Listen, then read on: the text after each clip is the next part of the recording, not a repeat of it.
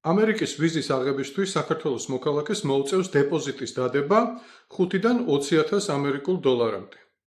სომხების და აზერბაიჯანელების მიმართ ანალოგიური ვიზის აღება თუ უნდათ მათ ბიზნეს და ტურიზმის მიმართულებით ანალოგიური მოთხოვნა არ არსებობს.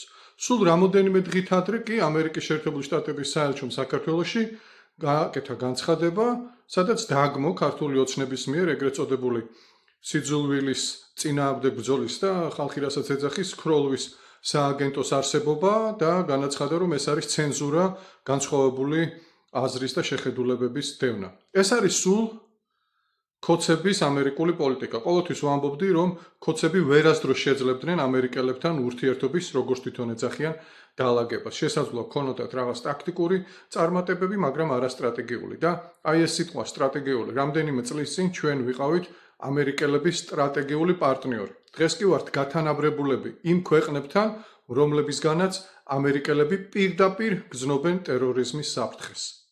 ბრძოლა ბოლომდე ამ მავნებლების წინააღმდეგ და აუცილებლად გავემარჯვებთ.